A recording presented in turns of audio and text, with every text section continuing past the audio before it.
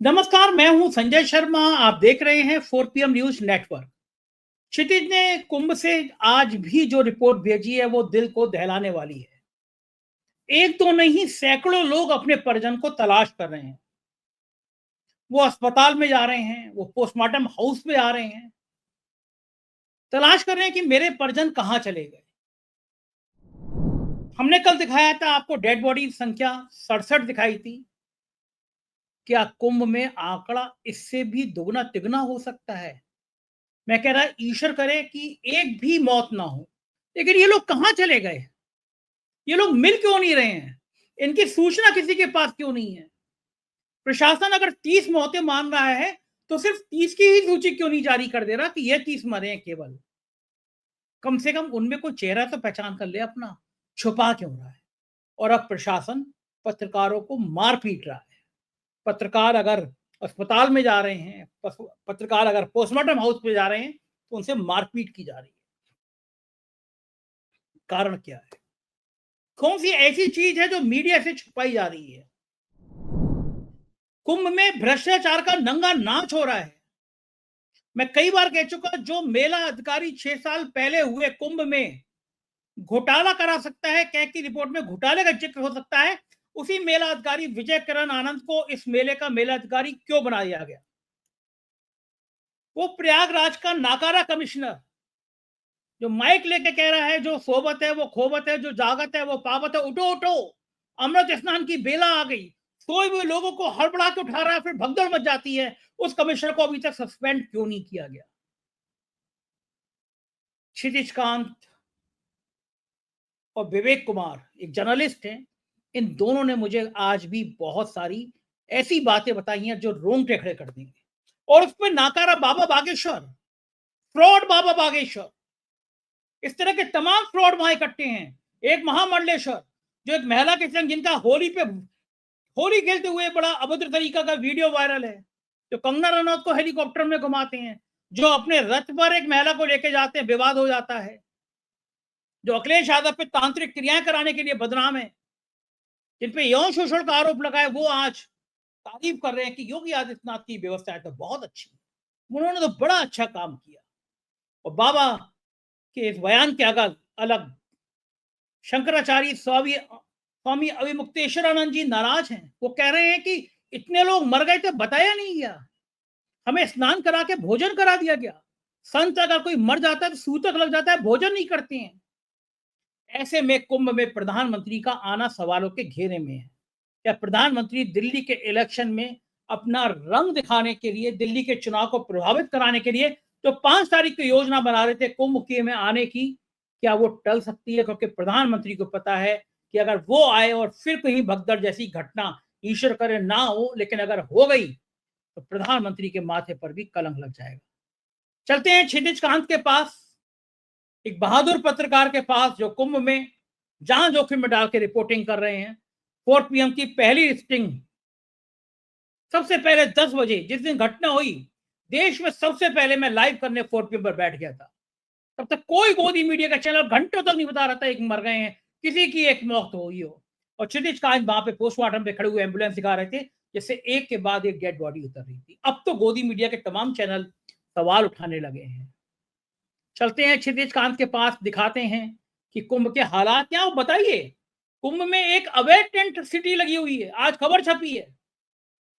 सोचिए आप, जहां इतनी चाक चौबंद व्यवस्था है, वहां पे जब टेंट सिटी में आग लग गई तो पता चला कि वो तो इलीगल है।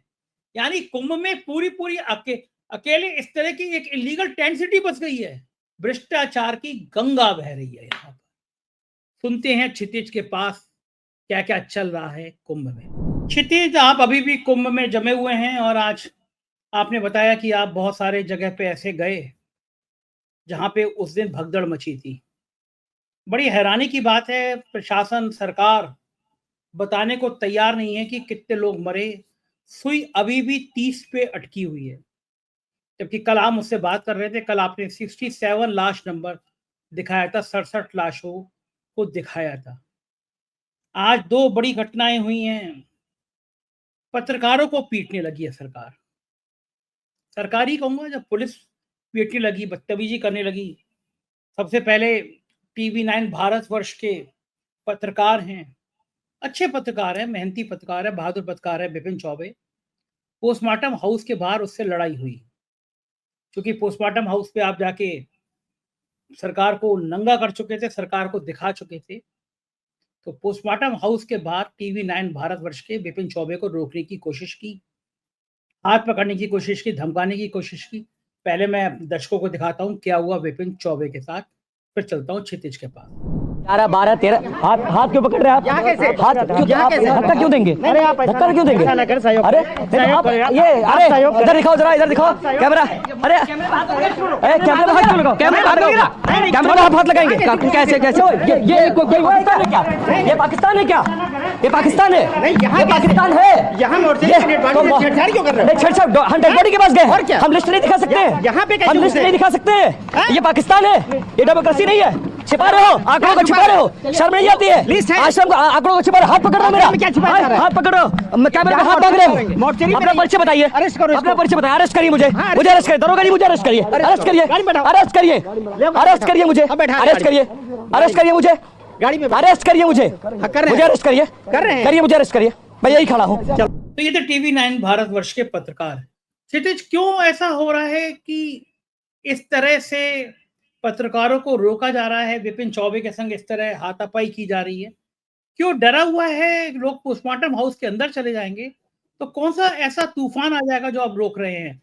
हालांकि इन मीडिया वालों को भी पहले नहीं आया, सबसे पहले आप ही लोगों ने ब्रेक किया, आपने ब्रेक किया, लेकिन इस तरह अब क्या चीज है जिसको छुपाने की कोशिश की जा रही है?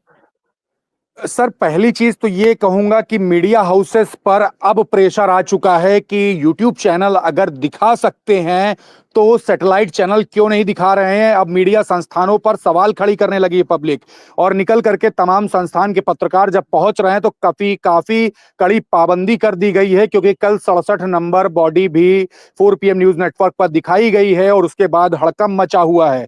प्रशासन मौजूद है, लगातार पुलिस प्रशासन मौजूद है। कल पूरे देश ने देखा किस तरीके से मैं दौड़ रहा था और जो बॉडी थी, बॉडी को जिनके साथ थे परिजनों से बात नहीं करने दिया जा रहा था। हम पोस्टमार्टम हाउस में लगातार मौजूद थे और इस तरीके की घटनाएं लगातार हो रही थी, और अब कड़ी सुरक्षा कर दी गई है।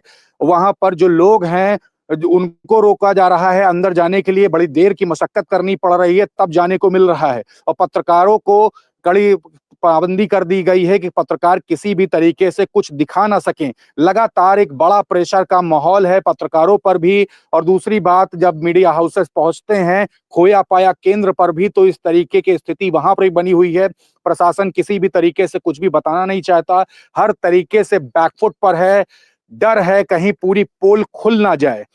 और मैंने वो तमाम लोगों से अलग अलग बात की तो वहां पे पाया कि कोई सेक्टर 18 से है, कोई सेक्टर 19 से आ रहा है, कोई झूसी के क्षेत्र से आ रहा है, कोई GT रोड से महाकुंभ जाने वाले रोड से आ रहा है, कोई संगम के स्थली से आ रहा है। अब 48 घंटे से ज्यादा बीत चुके हैं और इसके बाद भी लोगों के परिजन मिल नहीं रहे हैं। लोगों ने एक एक बेड खंगाल लिए हैं और स्थिति ज्यों की त्यों बनी है। एक बड़ा प्रेशर अभी भी प्रशासन पर है, और बड़ी बात ये, वो जो डिक्लेरेशन होना चाहिए था सही ढंग से शवों का, वो सभी का डिक्लेरेशन सही ढंग से नहीं किया गया है। ये आरोप लग रहे हैं, पब्लिक लगातार यही बोलती है कि सच तो सामने ले आए, महाकुंभ की साइट पर ही बता दे।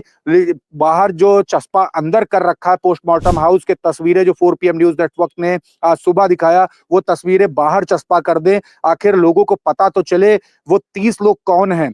लगातार यही स्थिति बनी हुई, 30 शव तो अंदर हैं लेकिन नंबर्स लगातार चेंज हो जाते हैं, ये स्थिति बनी हुई है। एम्बुलेंसों के आने का सिलसिला अभी भी जारी था, पूरा दिन जारी था। हम पोस्टमार्टम हाउस पर थे, बीच बीच में गाड़ियां आती थी, लेकिन अब क्या कर दिया गया है, एम्बुलेंसेस के अंदर पर्दा लगा दिया गया है कि कैमरा किसी भी मीडिया का अंदर झांक ना सके कि अंदर शव है या नहीं है, और है तो कितने शव हैं ये तक नहीं झांक सकता।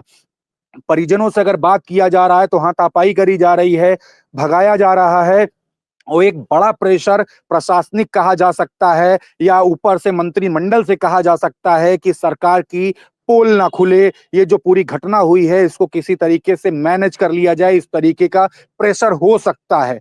अभी की स्थिति के बारे में अगर कहूं तो अलग अलग जगह से जो भगदड़ मची है वहां से 20 किलोमीटर लोग चलकर पैदल आते हैं और काफी परेशान हो जाते हैं। तो मीडिया हाउसेस की भी जिम्मेदारी बनती है कि उनके साथ खड़े हो, और आपने जिस तरीके से जिम्मेदारी दी है हमें कि जो भी परिजन जो भी परेशान हो उनकी मदद करो, तो लगातार मदद भी की जा रही है और हम अपने स्क्रीन पर दिखाते हैं। कई लोगों के ने अपने लोगों को पाया भी है। जब स्क्रीन में तस्वीरें जब जारी होती हैं जिन लोगों ने अपने लोग को खोया है, तो कई ऐसी भी बातें आई मेरे सामने कि लोगों ने अपने लोग को पाया भी है। हमारे 4 PM न्यूज नेटवर्क काफी मदद भी कर रहा है। तो लगातार ये स्थिति बनी हुई है और अब मीडिया हाउसेस को जब रोका जा रहा है तो एक बड़ा सवाल खड़ा हो जाता है, आखिरकार मीडिया हाउसेस को रोका क्यों जा रहा है। मैंने तमाम बड़े चैनल्स को भी जी एक मैं देख रहा हूँ अभी दिखा रहा हूँ मैं जी न्यूज के विशाल रघुवंशी पत्रकार हैं।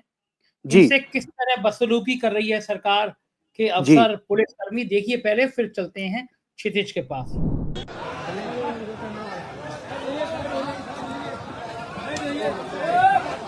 देखिए एक पत्रकार को किस तरीके से इस समय यहाँ पत्रकार को पुलिस के द्वारा कैमरा छीनते हुए देखिए किस तरीके से पूरा आप देखेंगे कि यहाँ पर आप पूरी जो व्यवस्थाओं को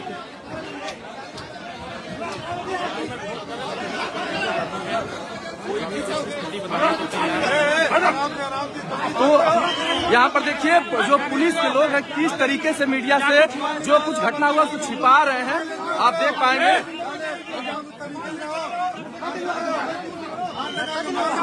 ये पुलिस वाले मीडिया को मार भी रहे हैं। पुलिस की तानाशाही भी देखेंगे यहाँ पर।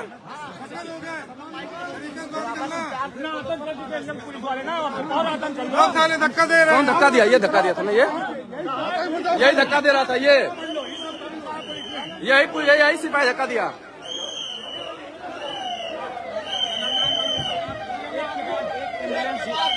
और एम्बुलेंस आ रहा है और कहीं ना कहीं इस महाकुंभ में कुछ हुआ है जिसको प्रशासन छिपा रहा है।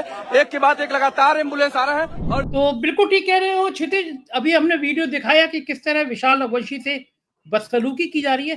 तो क्या ये बात तय है कि अंदर कुछ ऐसा है जो पत्रकारों से छुपाने की कोशिश कर रही है? पुलिस वहां का मेल अधिकारी छुपाने के प्रयास कर रहा है कि पत्रकारों को पता न चल जाए। वो कौन सा सच है जो छुपाया जा रहा है? बिल्कुल सर, जब अलग अलग स्थानों पर भगदड़ मची है, लोगों से बात होता है, लोग कैमरे पर बोलते हैं हमने इतने शब्द देखे अपनी आंखों से, हमने इतने शब्द देखे। और सबसे बड़ी बात ये कि 4 PM न्यूज नेटवर्क जब पूरा दिन जब लाइव चला रहा था तो एम्बुलेंसेस आ रही थी और हर एम्बुलेंसेस के अगर काउंट किए जाएंगे, हमने अलग से रिकॉर्डिंग भी की है, तो वो जो सब की अगर काउंटिंग अगर कर ली जाएगी तो पूरे के पूरा पोल खुल करके सामने आ जाएगा। प्रशासन ने पूरी तरीके से तैयारी कर रखी थी कि किसी भी तरीके से किसी को पता ना चले, लेकिन हड़बड़ी में ये भूल गया था जो काम आज किया है पर्दा लगा करके, अगर ये पहले दिन करता तो ना पता चलता। लेकिन लाइव कैमरे पर जब इतनी बॉडीज जब काउंट हो गई तो उसके बाद अब प्रशासन छिपाना क्या चाहता है। और बड़ी बात यह है कि अगर देखा जाए तो जितनी भी एम्बुलेंसेज आ रही थी उस पर लिखा हुआ था निःशुल्क सेवा प्रयागराज महाकुंभ 2025, और ये वही गाड़ियां थी जो अंदर महाकुंभ क्षेत्र में जो मेला क्षेत्र है उसमें प्रयोग होनी थी। तो ये सभी गाड़ियां तो आ रही थी और इसके बावजूद भी प्राइवेट गाड़ियों को बाहर से अलग से मंगाना पड़ा।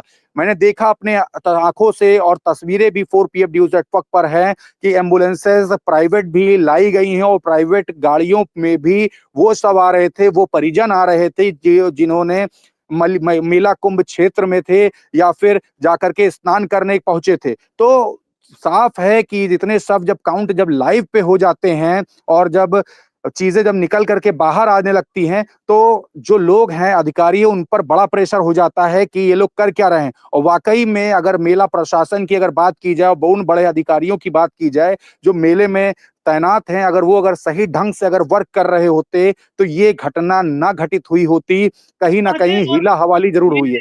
जी सर। देख रहा हूँ कि जो झूठी की दूसरी भगदड़ है, जी प्रशासन उसी को नकार रहा। इतने कैमरे से मॉनिटरिंग हो रही है, दावा किया गया था AI लगा हुआ है, AI मॉनिटरिंग होगी, एक एक पल पल की खबर होगी, लेकिन झूठी की भगदड़ प्रशासन छुपा रहा है। लेकिन तमाम वीडियो वायरल हो रहे हैं कि झूठी में किस तरह ट्रैक्टर भर भर के मलबे चप्पले, वो बता रहे हैं कि कितना बड़ा हादसा हुआ है। और सरकार कह रही है कुछ नहीं हुआ, लेकिन इस महिला सिपाही की मुंह से सुन लीजिए कि वहां क्या हुआ है तब आपको अंदाजा लग जाएगा कि आखिर में कुंभ में हुआ क्या है।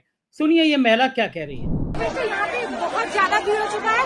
तानिया ने अपनी फोर्स लगाई, बट उनको भी अब मतलब कि भीड़ से बचा पाना बहुत मुश्किल है। मैम के सपोर्ट से, हम लोग के सपोर्ट से सब बच्चों को यहाँ एकत्रित किया गया, लेकिन भीड़ बहुत ज्यादा है। कुछ चीजें मैं आपको वीडियो पे नहीं बता सकती। आप जल्दी से जल्दी हाथ जोड़ के विनम्र निवेदन, आप फोर्स भेजिए सर। कंडीशन बहुत बिगड़ती जा रही है, प्लीज सर आप फोर्स भेजिए। सुना आपने क्षितिज की ये महिला क्या कह रही है, खुद कह रही है जल्दी फोर्स भेजो, जल्दी फोर्स भेजो। इस तरह के तमाम वीडियो सोशल मीडिया पे वायरल हो रहे हैं। इसका मतलब कि हादसा जितना बड़ा बताया गया था, जितना बड़ा कहा गया था, उससे कहीं ज्यादा बड़ा है। क्या लगता है कि बहुत बड़ा हादसा है? अगर वास्तव में ये चीजें सामने आ गई तो सरकार हिल जाएगी। वाकई में सर अगर बात की जाए तो जब हमने अपने कैमरे पर लोगों से बात किया है तो लोग अलग अलग क्षेत्र से आए हुए थे। कैमरे पर रिकॉर्डिंग है, लोगों ने अपने आधार कार्ड की फोटो दी है, लोगों ने अपने परिजनों की तस्वीर दी, अपने एड्रेसेस बताए और एक स्थान से दूसरे स्थान, दूसरे स्थान से तीसरे स्थान जाने पर मजबूर है और हर अस्पतालों के चक्कर काट रहे हैं। 20 किलोमीटर चलने के बाद जब मर्चरी पहुंचते हैं और मर्चरी में जब उनके परिजन नहीं मिलते हैं हताश होने के बाद, तो कहीं ना कहीं एक सवाल खड़ा हो जाता है प्रशासन पर, आखिरकार प्रशासन कर क्या रही है? जो खोए हुए हैं उन्हीं को क्यों नहीं ढूंढ पा रही, जो मेला क्षेत्र से खोए हैं? और ये बड़े सवाल हैं। और इसके अलावा अगर मैं बात करूं तो कहीं ना कहीं सरकार भी डर रही है कि ये चीजें अगर बाहर आएंगी तो घटना के बारे में जब पता चलेगा तो छवि धूमिल होगी। जिस प्रकार से बात हुई कि स्नान को लेकर के, तमाम अखाड़ों के स्नान को लेकर के, उसको भी जो इतने मृत्यु हुई थी वो अगर शवों को छिपाया गया है तो उसका कारण भी यही बताया जा रहा है कि अखाड़े अगर स्नान न करते तो हजारों करोड़ के जो विज्ञापन जो खर्च किए गए हैं, वो पूरा जो ये इवेंट का जो रूप दिया गया है वो पूरा पानी में मिल जाता। इस तरीके की लोग बातें करते हैं। तो हर जगह यही बातें हैं और बड़ी बात यह है कि अभी तक के जो लोग हैं वो अपनों को ढूंढ रहे हैं, अपने परिजनों को ढूंढ रहे हैं और अभी तक के उनके परिजन नहीं मिल रहे। जी सर। बिल्कुल ठीक कह रहे हैं। और इस बीच में एक बिल्कुल फ्रॉड टाइप का बाबा बागेश्वर तो अपनी फर्जी और नफरती बातें करने के लिए विख्यात है। वो कह रहा है कि यहाँ पे जो मरे उनको तो सीधा मोक्ष मिल गया। लोग उस पर कमेंट कर रहे हैं, भाई तू भी अपने परिजनों को, अपने घर वालों को, अपने जो तेरा भाई तमंचे में पकड़ गया था उसकी पर्ची नहीं देख पाया तो उसको भी लिया, उसको भी मोक्ष दिला दे। इस तरह की बातें मुझे नहीं कहनी चाहिए, लेकिन कितना निकृष्ट बयान है। ऐसा फ्रॉडी संत महात्मा जो वहां पे महामंडलेश्वर बने हुए अमित शाह को ऊपर जल चढ़ा रहे थे, ऐसे फ्रॉडी बाबा इस तरह के नफरती बयान दे रहे हैं। सुनिए बाबा बागेश्वर क्या कह रहा है और उसकी आज कितनी निंदा हुई है। बाबा बागेश्वर को सुन लीजिए। अभी हम कमेंट भी पढ़ रहे थे और कुछ लोगों ने हमें फ़ोन भी किया। कुछ हमारे मित्र हैं कम्युनिस्ट बुद्धि के, वो हमें फ़ोन करके कह रहे थे कि बाबा अब क्या करोगे, पर्ची खोलोगे? तो हमने कहा खोलेंगे, बिल्कुल खोलेंगे। उन्होंने कहा कि इतने महात्मा, इतने साधु, इतने तपी, इतने जपी, फिर भी इस घटना पर क्या विचार है? हमने कहा देश में प्रतिदिन लोग मर रहे हैं, करोड़ों मर रहे हैं, कुछ दवा के बिना मर रहे हैं, कुछ स्वास्थ्य की व्यवस्था के बिना मर रहे हैं, कुछ हार्ट अटैक से मर रहे हैं। निश्चित रूप से ये घटना जो हुई वो निंदनीय हुई है और बहुत विचित्र हुई है।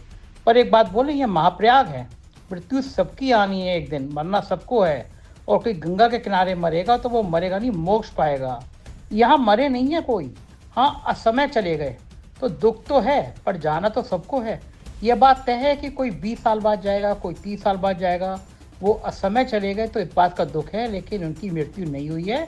सच कहें तो उन्हें मोक्ष मिला है। आपने ये बाबा बागेश्वर ये कह रहे हैं कि मरे तो कोई समस्या नहीं, आपको मोक्ष मिल जाएगा।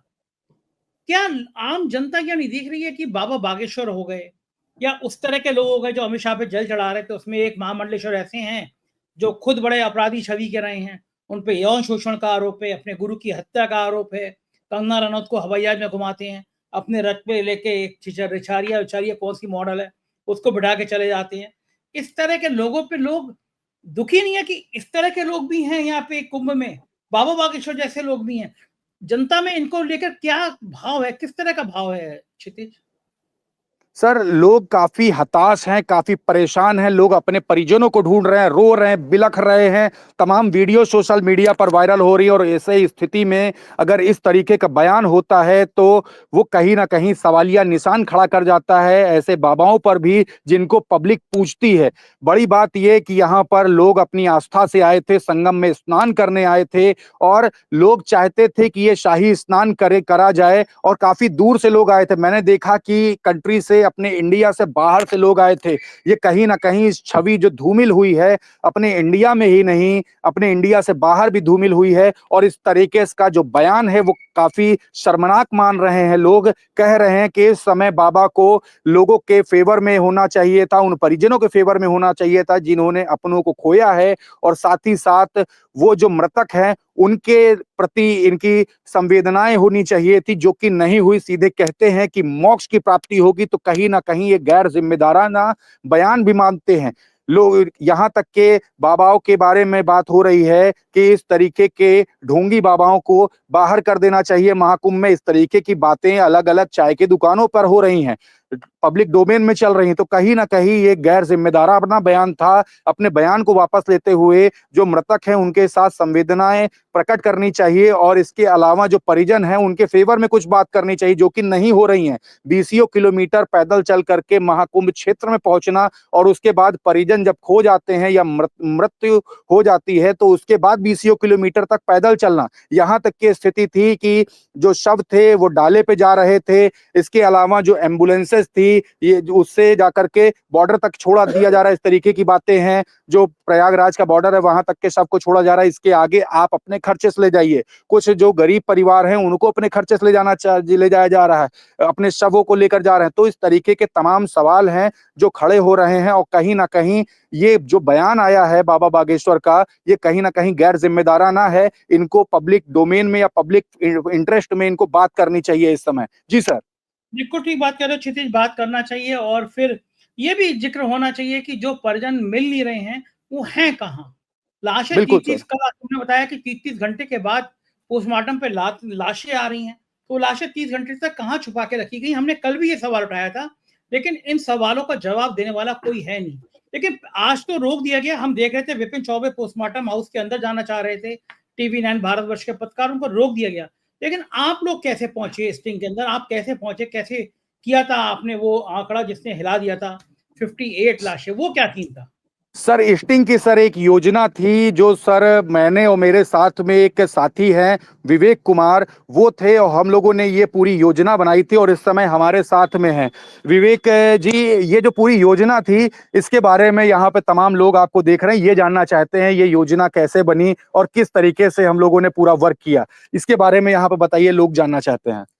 देखिए, जिस तरह का वहाँ पे माहौल था, और फिलहाल मैं ये भी कहना चाहूँगा कि ये ज़िम्मेदारी केवल और केवल ओबीसी टाइम्स और 4 पीएम की नहीं है कि वो हकीकत को लोगों तक लेके आए, सच को दिखाए। ये सभी न्यूज़ चैनल्स की ज़िम्मेदारी थी। फिलहाल उस समय जो वहाँ की स्थिति और परिस्थिति थी, उसकी नज़ाकत को समझते हुए जो वहाँ रोते-बिलखते परिजन थे, तमाम लोग थे, किसी के माता-पिता बिछड़ गए थे, किसी के बच्चे बिछड़ गए थे, तमाम चीज़ें थी। उन लोगों को देखते हुए, उन लोगों की पीड़ा हमसे सहन नहीं हुई। फिर मैंने और क्षितिज भाई ने बैठा, बातचीत हुई हमारी।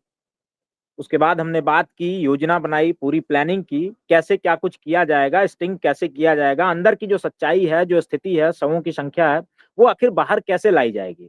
इस पे हमने बातचीत किया। उसके बाद योजना बनती है हमारी, गैजेट उठाते हैं हम, अंदर जाने की प्लानिंग करते हैं। प्लानिंग करने के लिए अब सबसे बड़ी बात ये थी कि वहीं खड़े होकर के हम माइक लेकर के रिपोर्टिंग कर रहे थे। तमाम लोगों ने हमें देखा था रिपोर्टिंग करते हुए। तो सबसे बड़ी चुनौती हमारे लिए ये थी कि हम अंदर घुसे तो घुसे कैसे? क्योंकि पत्रकारों की एंट्री तो अलाउड थी नहीं वहाँ पे, रेस्ट्रिक्शन से तमाम रोके जा रहे थे पत्रकार। आपने देखा होगा तमाम वीडियोज़ के माध्यम से रोके जा रहे थे पत्रकार। तो हमने एक परिजन को पकड़ा, उनसे बातचीत की हमने, बातचीत करके उन्हें कन्विंस करने की कोशिश की कि आप हमें अपना रिलेटिव बनाइए और हमें अंदर लेकर के चलिए, ताकि शवों की शिनाख्त हो सके। फिर मैंने और क्षितिज भाई ने बातचीत की परिजन से, और उनको कैसे भी करके कन्विंस किया। हालाँकि वो परिजन भी काफ़ी डर रहे थे, क्योंकि डरना भी वाजिब था। जिसने अपने परिवार को खोया है, कोई हमारे लिए रिस्क क्यों ले? लेकिन कहीं न कहीं ये चीज़ें समझाने पे कि नहीं, ये जो चीज़ें हैं ये बीच पब्लिक के बीच में जानी चाहिए, क्योंकि और भी आपकी तरह और भी हज़ारों लोग परेशान हैं।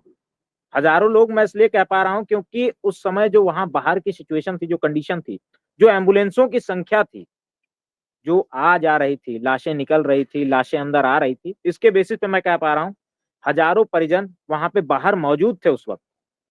तो आप उससे ये अंदाज़ा लगा सकते हैं कि कितनी भयावह स्थिति रही होगी, कैज़ुअल्टीज़ की संख्या कितनी रही होगी। हालाँकि सरकार ने तो दिखाने से मना कर दिया है, वो कह रहे हैं कि 30 का आंकड़ा है।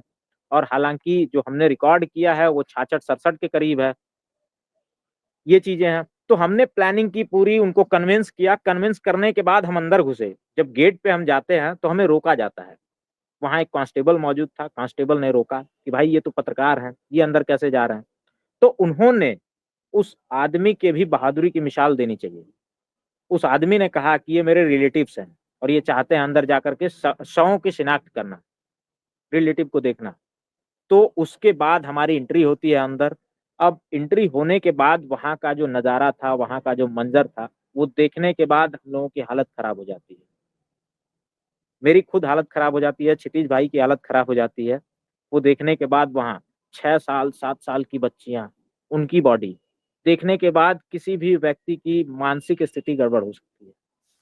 उस नज़ारे को हमने देखा। बात कैमरे में कैद करने की थी। वहाँ 3 कमरे बने हुए थे।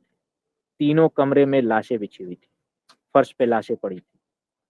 जाते हैं, डिवाइस कैमरा था वो मैंने पकड़ा हुआ था।